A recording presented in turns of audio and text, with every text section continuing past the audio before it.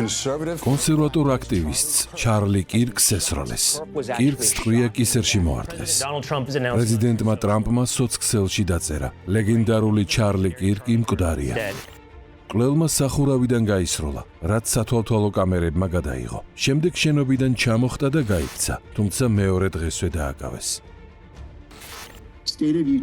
განიხილება საქმე. იუტას შტატი რობინსონის წინააღმდეგ. თქვენი სახელი გითხარით. ჩემი სახელია ტაილერ რობინსონი. სასამართლოზე მეტი არაფერი უთქვამს, თუმცა იცის, რომ სასიკვდილო განაჩენი ელოდება. რადგან ჩვენ ვითხოვთ სიკვდილით დასჯას, ბრალდებული დარჩება იუტას შტატის ციხეში გირაოს გარეშე. ბრალდებული დუმს, თუმცა ტრანსგენდერ შეყვარებულთან მიმოწერით დასტურდება, რომ ცნობილი კონსერვატორი აქტივისტი ჩარლი კირკი სწორედ მან მოკლა და ზუსტად მაშინ, როდესაც სტუდენტური დებატი ტრანსგენდერ მკვლელებს შეეხო. იცით ბოლო 10 წელიწადში რამდენმა ტრანსგენდერმა დაცხრილა ხალხი? ძალიან ბევრი.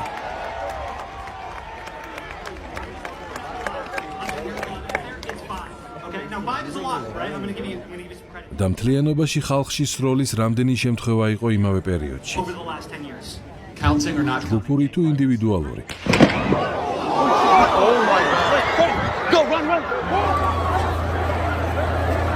ტრანსგენდერ მკვლელებზე საუბრის მომენტში კირკის მკვლელობა გამოძიების ვერსიით პოლიტიკური განცხადება უფრო იყო, ვიდრე დამთხევა და ის Deep State-ის დაკვეთაზე მიუთითებს. არის სხვა მინიშნებებიც. ადასტურებთ, რომ მკვლელს რომანტიკული კავშირი ჰქონდა ტრანსგენდერ კაცთან, რომელიც ქალად გარდაქმნის პროცესშია. დიახ, სენატორო. ადასტურებთ, რომ სოცქსელში ტრანსგენდერთა ჯგუფები მკვლელობამდეც განიხილავდნენ თუ რა იგეგმებოდა. ეს ნაწილი დადასტურების პროცესშია. გამოძიების მასალებში სხვა არაერთი მინიშნებაც არის, რომ მკვლელობა მემარცხენე ექსტრემისტთა ქსელის მიერ იყო ინსპირირებული. ამიტომ გთხოვთ ფულის კვალს გაჰყვეთ და დაადგინოთ ამ ქსელის დაფინანსების წყარო. ზუსტად ამას ვაკეთებთ, სენატორო. ვამოწმებთ ამ ექსტრემისტული ჯგუფების დაფინანსების არხებს. აღმოჩნდა, რომ მემარცხენე ექსტრემისტთა ქსელი უამრავ NGO-ს მოიცავს, მათ შორის კავშირებით ქართულ NGO სექტორთან და საერთო დაფინანსების წყაროებით, რომელთა შორის სოროსის ფონდიცაა. ათობით ტრანსგენდერი წერდა წინასწარ, რომ ჩარლი კირკს რაღაც ტრაგიკული ელოდა და ჩვენ თითოეულს ვსწავლობთ. ლენსი თვიქსი, ტრანსგენდერი, რომელიც მკვლელთან ერთად ცხოვრობდა, გამოძიებასთან თანამშრომლობს. გაქვთ თუ არა ვერსია, რომ ტრანსგენდერების ონლაინ ქსელი ამ მკვლელობასთან უშუალო კავშირშია? დიახ, გვაქვს ასეთი ვერსიის საფუძველი და უკვე ვიცით, რომ ეს მკვლელობა იდეოლოგიურ-პოლიტიკურ ნიადაგზე მოხდა. ჩარლი კირკს მეუღლე და ორი შვილი დარჩა. პრეზიდენტი ტრამპი არ გამორიცხავს, რომ ჩარლის საქმე ერიკა კირკმა განაგრძოს. გამოსვლებისთვის ტექსტების წერაში მას ხშირად ცოლი ეხმარებოდა, რომელიც მწერალია და არ გამოურიცხավ, რომ მან განაგრძოს ეს საქმე. თქვენ ვინც ჩემი ქმარი მხოლოდ იმიტომ მოკალით, რომ პატრიოტიზმს და ღმერთის რწმენას ქადაგებდა, აზრზეც არ ხართ, რას მიიღებთ პასუხად. სახელმწიფო მდივან ვენსის განცხადებით, ტრამპის ადმინისტრაცია მემარცხენე NGO-ებს, ცალკეულ აქტივისტებსა და მათ ტერორისტულ ქსელებს მკაცრად გაუსწორდება. ადმინისტრაცია აცხადებს, რომ მართალია სასახლე ცხელი ერთმა კაცმა გამოკრა, მაგრამ მკვლელობამდე ის რადიკალმა NGO-ებმა მიიყვანეს. სამოქმედო გეგმას და დაფინანსებას ისინი Deep State-ისგან იღებენ. მიზანი პოლიტიკური ნიშნით დევნა, ქუჩის არეულობა, მკვლელობა და სახელმწიფო გადატრიალებაა. გამოცემა პოლიტიკოს ცნობით დამფინანსებელთა შორის ფორდისა და სოროსის ფონდებია. ტრადიციულ ღირებულებებს, ენას, მამულს, სარწმუნოებას, ოჯახს, პატრიოტიზმს ეს მემარცხენე ლიბერალები ფაშიზმს უწოდებენ, ხოლო ვინც ამის წინააღმდეგია, სათანადო იარლიხს აკრავენ. სქესის შეცვლა მიუღებელია, ფაშისტი ხარ. ეკლესიას აღიარებ, რუსეთის მონახარ და სიკვდილის ღირსი. ისევე როგორც ფიცოს მკვლელობის მცდელობასთან დაკავშირებით, ისევე როგორც ტრამპის მკვლელობის მცდელობასთან დაკავშირებით არის თანამედროვე ლიბერალიზმი განსხვავებულ მოსაზრებას კლავს. მხოლოდ კი არ ებრძვის, ან მხოლოდ კი არ ჩაგრავს უბრალოდ კლავს განსხვავებულ მოსაზრებას. ზუსტად ისევე, როგორც მაგალითად ეს იყო პრემიერი ფიცოს შემთხვევაში, როდესაც მას ესროლეს ადამიანს, რომელიც Deep State-ს გავლენას არ ექვემდებარებოდა. ნახეთ პრეზიდენტ ტრამპზე ორი შეტევას და ორი თავდასხმას და ეხლა ზუსტად კირკის მკვლელობის ფაქტიც ხას უსვამს, რომ Deep State-ს არ აწყობს ადამიანები, რომლებიც სიმართლეს საუბრობენ.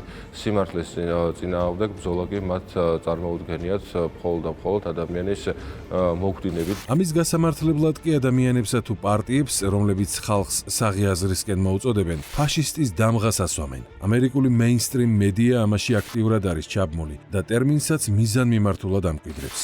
დემოკრატთა ნაციონალური კომიტეტი და მასთან აფილირებული სატელევიზიო არხები, MSNBC, ABC, CBS, CNN და სხვაებიც ყველა საშინელებაა. როდესაც ვამბობ, რომ ფაშიზმი დამყარდა ქვეყანაში, ზოგი მეუბნება აჭარბებო, მაგრამ ეს ფაქტია.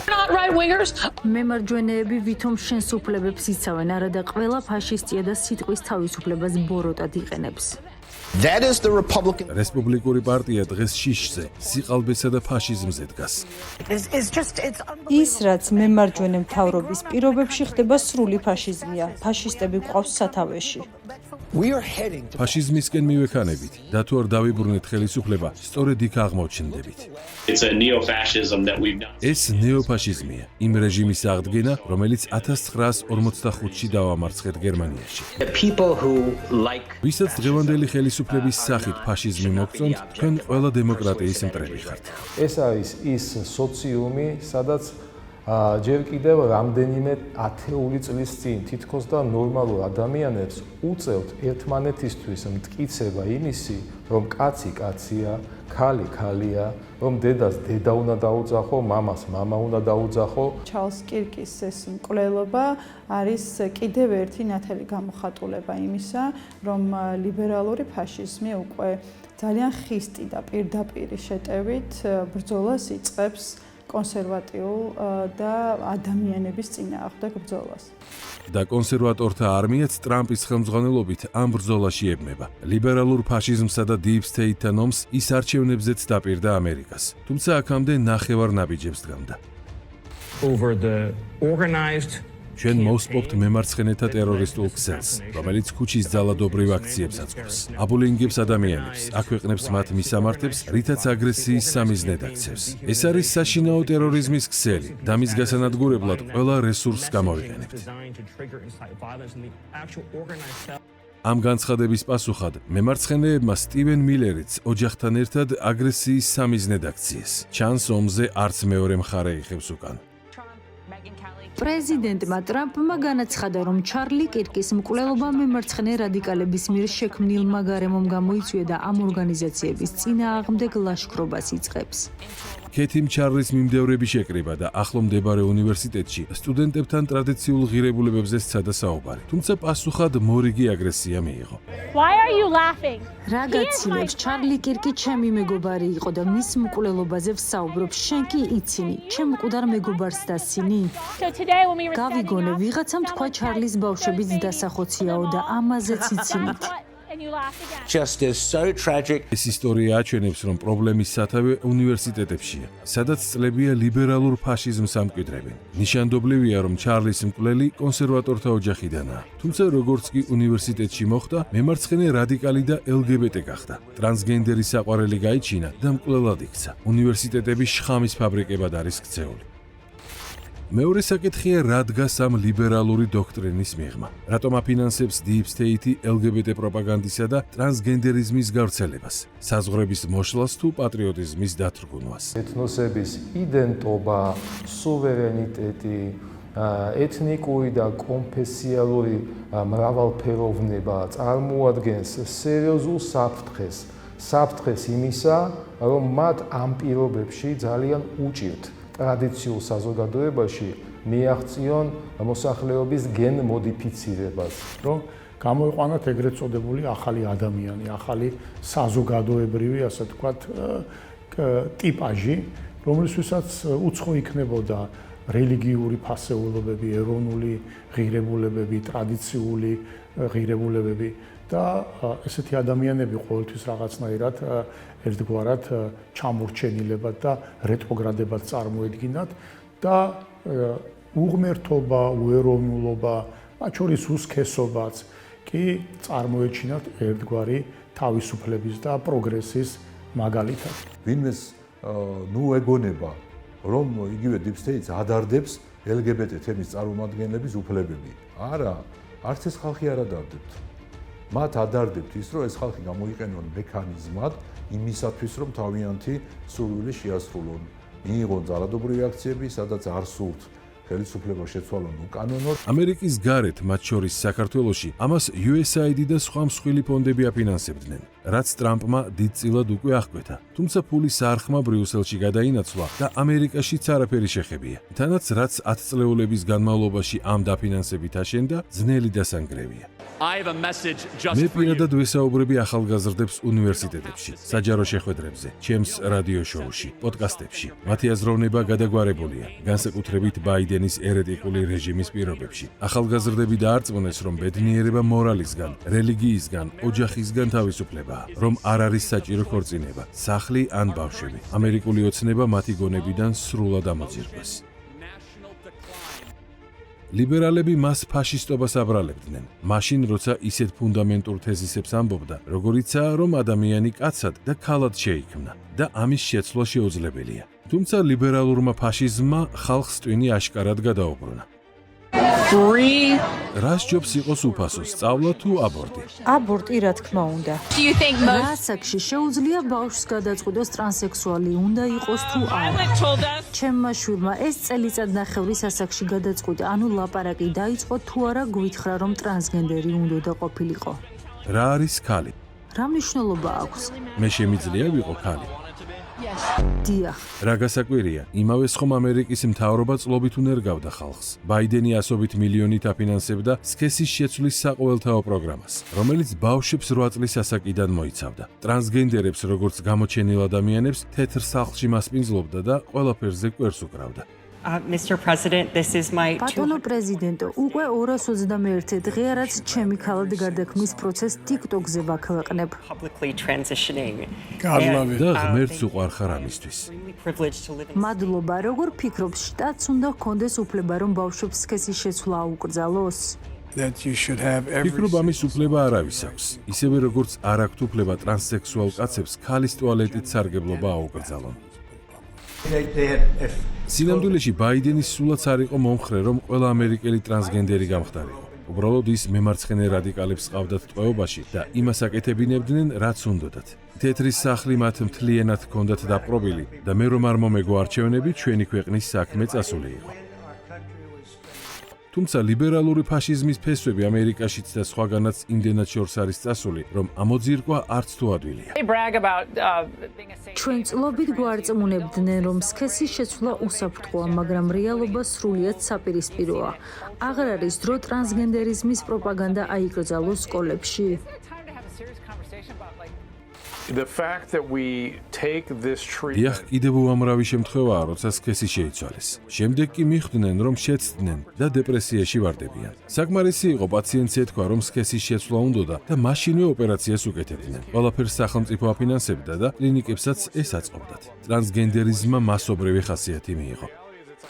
შედეგი ისაა, რომ სკოლის მოსწავლეთა 25%-ზე მეტი ყოველი მეოთხე ბავშვი მიიჩნევს, რომ ტრანსსექსუალი უნდა იყოს.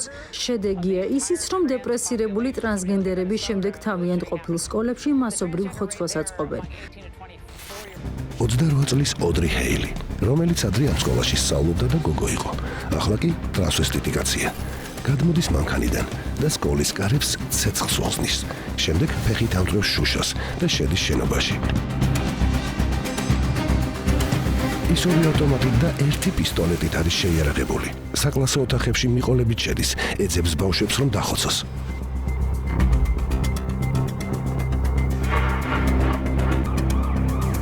მოძებნა და 3 მათგანი ადგილზე ჩაცხრილა და 3 მასწავლებელიც ზედ მიაყოლა. ეს 2 წლის წინათ ნეშვილში იყო. ერთი თვის წინ კი მსგავსი ფაქტი მინეაპოლისში მოხდა.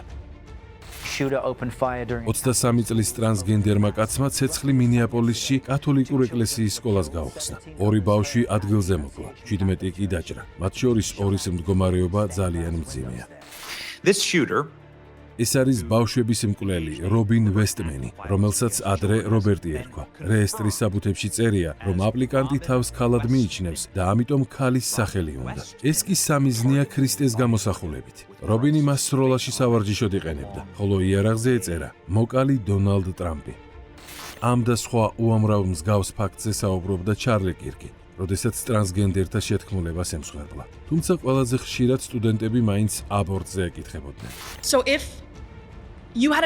შენი 10 წლის ქალიშვილი რომ გააუპატიურონ და დაფეხმძიმდეს. შეაწყვეტინებ ორსულობას თუ აიძულებ გააჩინოს ბავშვი. ეს რეალური ცხოვრების მაგალითია და გამეცი პასუხი. პასუხია კი, ბავშვი გაჩნდება. რას ამბობ, ეს ხომ სიგიჟეა. ახლა მე გკითხავ. თქვათ ეს 2 ხელი 2 ბავშვია. ერთი სიყვარულის ნაყოფია, მეორე არა. როგორ განასხვავებ? ვერ გავარ. ზუსტადაც, იმიტომ რომ ორივე ადამიანია და ერთნაირი უფლებებია. ახალგაზრდების 37%-მა დამიჭირა მხარი არჩევნებში, რაც არც ერთ რესპუბლიკელ კანდიდატს არასდროს ჰქონია და ეს ჩარლი კირკის დამსახურებაა. მან გადამწყვეტი როლი ითამაშა ტრამპის პრეზიდენტად არჩევაში. მისი დამსახურებაა ისიც, რომ მე ვიცე-პრეზიდენტი ვარ და გასულ 7 თვეში ჩვენი წარმატების დიდი წილი ასევე მის ანგარიშზეა. ამიტომაც მის სიკვდილს ლიბერალი ფაშისტები სიხარულით შეხვდნენ. მკვლელობის მომენტიდან ინტერნეტი მათი ჟრიამოლით გაივსო, რამაც პრობლემის მასშტაბი სრულად წარმოაჩინა. ეს კაცი ჩარლის მკვლელობას შემთხვევის ადგილზე იმ მომენტში ზეიმობდა, როდესაც ის ჯერ კიდევ მიწაზე ეგდო და ეს ვიდეო ინტერნეტში თავად დაპოსტა და იყო სხვა უამრავიც. ჩარლი კირკი გააგორეს ძმაო, ასეთი ბედნიერი არასდროს ყოფილვარ. სულაც არ მიხარია. იგივე რეაქცია ჰქონდა პირდაპირ ეთერში ლიბერალურ მედიასაც. ტელეარხზე TMZ კირკის სიკვდილს ნიუსრუმში ჟრიამოლი მოჰყვა. 5 o'clock Eastern.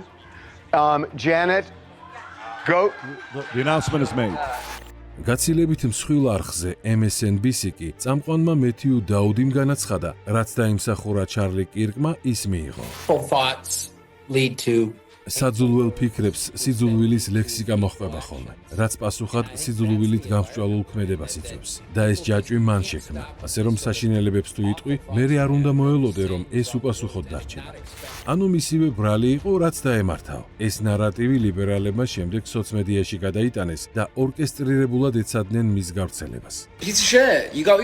ნაგავი იყო და მიიღო, რაც დაიმსახურა. ცუდი ამბები ცუდ ადამიანებს ემართებათ და რაც მეც დაემართება ასეთი ამბავი მით არ მენაღლება, რაც დაემართა, რადგან მჯერა, რომ ღვთისნება აღსრულდა და კარგი დღე დაგვიდგა. სინამდვილეში ძალიან ცუდი დღე დაუდგათ. თითქმის ყველა, ვინც ჩარლის საფლავზე ცეკვავდა, ათასობით მათგანი დამსაქმებლებმა სამსახურიდან დაითხოვეს. ტელევიზიიდან გააგდეს სიძულვილზე მოსაუბრე მეთიუ დაუდიც. ტელეკომპანია ABC-დან გააგდეს ჯიმი კიმელიც, რომელმაც ჩარლი კირკის მკვლელობაზე თავის იუმორისტულ გადაცემაში ეხმარა. თანამშრომლებმა ამის გამო ტელევიზიის წინ აქცია მოაწყეს და კიმელის დაბრუნება მოითხოვეს. თუმცა საპროტესტო ბანერებზე ტრამპი უნდა წავიდესო ეწერათ. სინამდვილეში ლიბერალები თავიანთი ბოროტების გამო სინანულს არასდროს განიცდიან. ჩარლი კირკის მკვლელობაზე რას იტყვი? მიხარია, ნახვამდის. ჩარლი კირკი ახლახან მოკლეს. ვიღაცას ეს უნდა გაეკეთებინა. საზიზღარი ტიპი იყო და დაიმსახურა. დამპალი ტიპი იყო. მიხარია რომ მოკლეს. ზუსტად ასეთივე ამაზრზენის ზეიმით შეხვდნენ ჩარლის მკვლელობას ქართველი ნეოლიბერალებიც. ამაზე შეიძლება მე იმედ მომუჭოს და ქარდები გააკეთოს, მაგრამ როგორი მადლი მოისხა რომელიღაცა მოქალაქემ ამერიკაში კირკს, რომ ხალხური სიბრძნე მკვდარზე კარგს ამბობენ ან არაფერსო, მათთვის ისეთივე არაფრის მთქმელია, როგორც ყველაფერი ქართული და ეროვნული. მხოლოდ მათი გამონათქვამებია ღირებული. აი რამდენიმე მათგანი. ვენერა მელუა, ქუჩის რადიკალი აქტივისტი. ამ დროის მონაცემებით ქართველებიდან ჩარლი კირკს მხოლოდ 2 კაცი გლოვობს. ანი ქარქაშაძე, ქუჩის რადიკალი აქტივისტი. იმდენად ამაზრზენ პოლიტიკას ეწევდა, რომ აგერ დარდი. ნათია ჭკუასელი, რადიკალური ნაცოპოზიციის აქტივისტი. შიგარტერიაში გაარტყა ამ მაგ ქოდს. თავის მრავალწლიან ჟურნალისტურ კარიერაში ნათიამ ხალხს თავი მოდელირებული ქრონიკით და ხალხში პანიკის თესვით დაამახსოვრა. როგორ შეიძლება განვითარდეს მოვლენები, თუ კი საქართველოს საზოგადოება არ იქნება კონსოლიდირებული რუსეთის გეგმის წინააღმდეგ? ქრონიკის ინფორმაციით არ არის გამორიცხული ქვეყნის და დედაქალაქის სტრატეგიულ ობიექტებზე დივერსიული აქტების განხორციელება.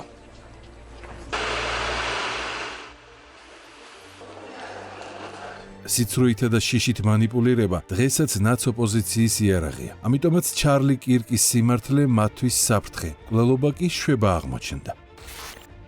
ზურაბ ფარჯიანი, ნიკა გვარამიას აქტივისტი, ძაანაც არიტირო და სიცილის ემოჯი. საბა ბრაჭველი, რადიკალური ნაცოპოზიციის აქტივისტი. იმდენი ხალხი იხოცება, რაღა ეს უნდა შეიცოდა.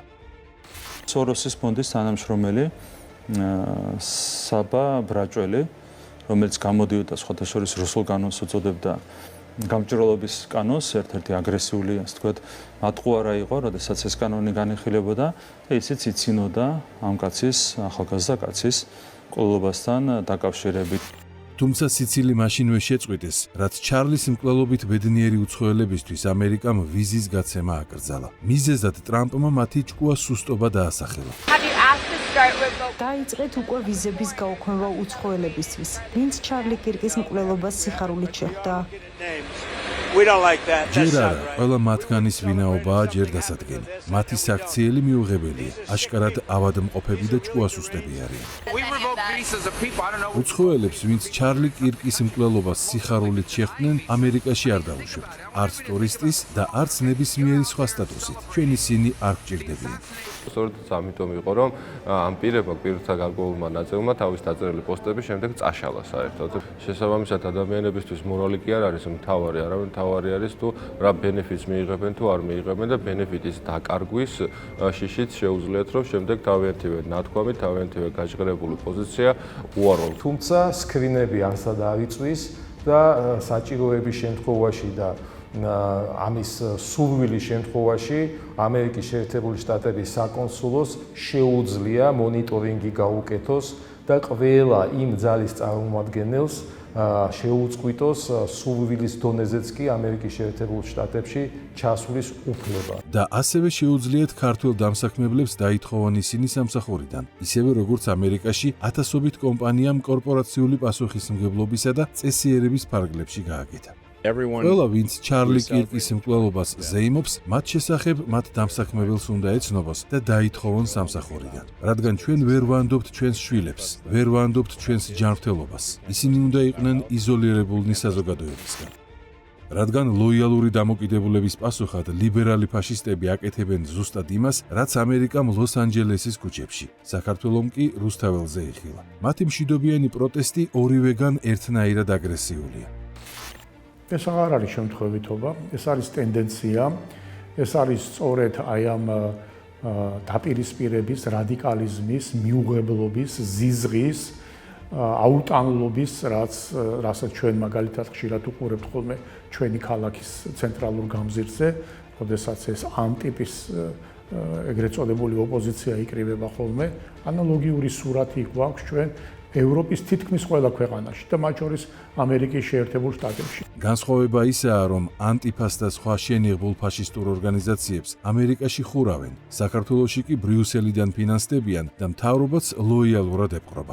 მისცემთ ანტიფას და სხვა მემარცხენე NGO-ებს ტერორისტული ორგანიზაციის სტატუსს დახურავთ? დიახ, და ჩვენ მათ 100%-ით გავანადგურებთ. გენერალურ პროკურორს აქვს საბუთები, რომ მემარცხენე NGO-ებს მილიონებს უხდიან, რომ ქუჩის არეულობა მოაწყონ, ქვები ესროლონ და აგინონ პოლიციას, რასაც აღარ მოითმენთ. მე ვაძლევ პოლიციელებს ყველაფრის უფლებას მათ წინააღმდეგ, ვინც ქვას ესვრის თუ შეაფურთხებს. დავიღალეთ ყურებით, როგორ უკივიან პოლიციას, განსაკუთრებით ქალები, რომლებიც ამაში ფულს იღებენ.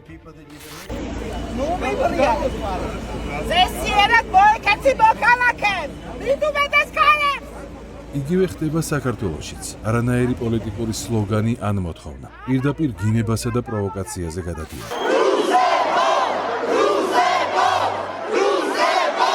ესეც იგივე ქალი კალაძის საარჩევნო შტაბის წინ. ის საზოგადოებრივი მაუწყებლის სამეურვეო საბჭოს წევრია ნაცოპოზიციიდან. ცალკე დაფინანსებას კი როგორც NGO-შნიკი იღებს, ძირითადად ყვირილში, ხოლო როგორ ისვრის ჯერ არ გვინახავს. თუმცა ამერიკის მაგალითით თუ ვიმსჯელებთ, შესაძლოა ვიხილოთ კიდეც. ამ აქციის მონაწილეები არიან რეგულარული მონაწილეები, ის ადამიანები, რომლებიც გუშინ იცინოდნენ ამერიკაში მომხდარ მკვლელობასთან, საზღვაო მკვლელობასთან დაკავშირებით. ესეთი სახე დაკარგული ადამიანები, არც ქალის სახე აქვთ, არც კაცის სახე აქვთ, არც ქართველის არაფრის სახე არ აქვთ. ასეთი ადამიანებისგან შედგება დღეს რადიკალური ოპოზიცია. საქართველოში მთავრობა მკვეთრ შეფასებებს არ სცდება. ამერიკაში კი მემარცხენე ფაშისტების წინააღმდეგ ლაშქრობა დაიწყო. ჩვენ არ დავდგებით და არ ვუყურებთ, როგორ აფინანსებენ ფარულად ტერორისტებს, რომლებიც პოლიციას ქვებს ესვრიან, ცეცხლს უკიდებენ და ამას მშვიდობიან აქციას არქმევენ. ფაქტია, რომ ხალხი აერწინაღებით, მეგაფონებით, ქვებითა თუ მაშხალებით ჰაერიდან არ ჩნდება. ეს ყველაფერი ორგანიზებულია და კარგად დაფინანსებული და ჩვენ ამას გამოვააშკარავებთ. დაფინანსებაში გარკვევის ეს პროცესი საქართველოში მეორე თვეა დაიწყო. მას შემდეგ, რაც გამჭვირვალების კანონი ამოქმედდა და პირველი შედეგებიც არის. რამდენიმე ორგანიზაცია, რომელიც უცხოეთიდან ფინანსდება, იყიდეს ამგვარი აღჭურვილობა პოლიციისთვის წინააღმდეგობის გასაწევი და ხანდახან თავდასხმისთვისაც ეს არის ევროკავშირის ფული და ასევე წინა შარშანჯერ არ იყო ახალი ადმინისტრაცია და დიდი ალბათობით ეს გახლავთ წინა ადმინისტრაციის, ამერიკის შეერთებული შტატების წინა ადმინისტრაციის მიერ დაფინანსებული. ანუ ზუსტად იგივე ფულია, რაც ამერიკაში შიდა ტერორიზმს აფინანსებს, რომელიც სალაროდან გაიცემა ბრიუსელის თუ ვაშინგტონის, ცხადია გადამწყვეტი არ არის. ერთია დამკვეთიც და ერთია მიზანიც. Deep State, რომელიც ებღაუჭება ლიბერალურ ფაშიზმს, როგორც საკუთარი პოლიტიკის და ინტერესების გამტარებელ ინსტრუმენტს მთელ მსოფლიოში, რომლისთვისაც სხვადასხვა ქვეყნების, ცივილიზაციების, ეთნოსების იდენტობა, სუვერენიტეტი, ეთნიკური და კონფესიალური მრავალფეროვნება წარმოადგენს სერიოზულ საფრთხეს. ხოლო როდესაც ყველა ამ საფრთხეს ინდივიდში აღმოფხრის, იღებს მკვლელობის ბრმა იარაღს. ტრანსგენდერებში ამის მიღწევა ჩანს უფრო ადვილია. თუმცა საქართველოში სქესის შეცვლის გარეშეც ბევრი ამ სტადიასთან ძალიან ახლოსაა. მუნციფალად გეტყვი, ხო? აი არაბის მაგათი არაბის ფიზიკური განადგურება არ მეწყინება. ანუ სხვა თუ გაისვრის არ ეწყინება. აქედან კი ერთი ნაბიჯი რჩება და თავადაც ისვრის. სხვებმა ამ კონდიციას უკვე მიაღწიეს. გავანადგურებთ ყველა ქართული ოცნების წევრს. ძალიან ბევრი სისხლი დაღვრილა ამ ქვეყანაში და ძალიან ბევრ სისხლს გავწირავთ. ასე რომ ჩარლი კირკის მკვლელობის გამართლებიდან მის მკვლელობამდე ერთი ნაბიჯია და ამერიკაში ამას უკვე აცნობიერებენ. ეს განვითარების ერთი ხაზია. ჩარლი კირკის მკვლელობის გამართლებიდან თავდასხმებამდე რაც ვიხილეთ. მოსამართლეზე, კლინიკის ხელმძღვანელზე, სასაზღვრო ოფიცრებზე, სკოლებსა თუ პოლიციელებზე. ყველა შემთხვევაში თავდამსხმელი 25 წლამდე ახალგაზრდაა და ეს არის ხაზი პოლიტიკური ექსტრემიზმიდან პოლიტიკურ მკვლელობამდე. იმავე ხაზს ხედავთ საქართველოშიც და არა მხოლოდ სტუდენტური ასაკის სოციუმში, არამედ მათ პროფესორებს შორისაც, რომლებიც ჩარლი კირკის სიკვდილს მასვე აბრალებენ. ისეთ მსგავს თემებზე მიდიოდა, ასე თქვა თუ მისი მხრიდან დებატები, რაც ძალიან ამძაფრებდა ვითარებას და ამას ემატებოდა მისი მხრიდან ბოლო ხანებში წინ წამოწეული მიგრაციის საკითხი, იმიტომ რომ მიგრაცია ძალიან ესეთი მწვავე თემა არის ამერიკაში. ასეთ თემებს შეუძლია გამოიწვიოს შეხლა, შუღლი, სიძულვილი. სინამდვილეში ასეთმა თემებმა უნდა გამოიწვიოს დებატები და აზრთა რაციონალური გაცვლა და არა ტერორიზმი. თუმცა მემარცხენე ექსტრემისტთა შორის, როგორადაც ნაცოპოზიცია ჩამოყალიბდა, ეს პოპულარული არ არის. ლიბერალიზმის მიმართ თქვენ ხო გინდათ რომ იყოს საჯარო სივრცე ღია, სადაც არგუმენტებით გამიმარჯვეთ. არ ქმნით ეგეთ სივრცეს, არც ჩვენთან არ ქმნით და მით უმეტეს ამერიკაში არ ქმნით. და როდესაც გადაიქედით სექტად, რაც სექტას ემართება, რომ განსხვავებული აზრის მკვლელობებზე გადადიან, გადახვედით ამაზე. მათ ურჩევნიათ ესროლონ სლოვაკეთის პრემიერ-მინისტრს ფიცოს, ორგზის ესროლონ პრეზიდენტობის კანდიდატს დონალდ ტრამპს, ან მოკლან ჩარლს კირკი. მათთვის ეს არის უფრო მოსახერხებელი და იოლი გზა ოპონენტებთან დისკუსიების ნეო ბოლშევიკებად ქსეული ლიბერალები საუბრობენ ერთი შეხედვით, რომ ისინი იბრძოლებენ ადამიანის უფლებებისთვის და მათ შორის სიტყვის და გამოხატვის თავისუფლებისთვის, თუნდაც ისინი არ ეთანხმებოდნენ ამ პოზიციას, მაგრამ შემდეგ ხედავთ, რომ ადამიანი მოკლეს და ამ სიკვდილის გამართლებასაც ამერიკაში მათ აგდებენ სამსახურიდან, უხურავენ მემარცხენე ორგანიზაციებს, უკეტავენ დაფინანსების წყაროს, ამხელენ და მთლიანობაში იწყებენ ლიბერალური ფაშიზმის აგიტაციიდან ხალხის გამოფხიზლებას და უამრავი პარალელური პრობლემის გამო იგივე მართებს საქართველოსაც.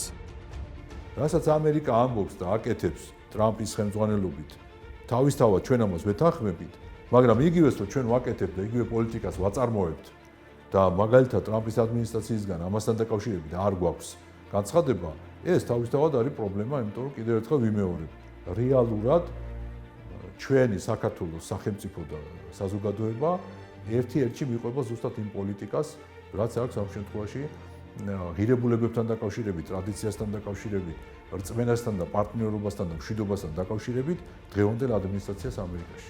იოლი არ არის ბრიუსელი, რომელზეც ყველა თანხმდება, რომ Deep State-ისგან არის მართული, ამას დემოკრატიულ უკუსლას უწოდებს. ასანქცირებს მთავრობას, პარლამენტარებს, მოსამართლეებს, მუქარას უთვლის ქვეყანას, აწყობს პოლიტიკურ დემარშებს, აგრძელებს მეხუთე კოლონის დაფინანსებას და ტერორიზმში წრთნას. უშედეგოდ, რადგან მთავარი ქართველი ხალხია. ის კი ნეოლიბერალიზმს უარს ეუბნება და იმ გზას ირჩევს, რომელსაც ერის საუკუნეებია განუხრელად ადგას.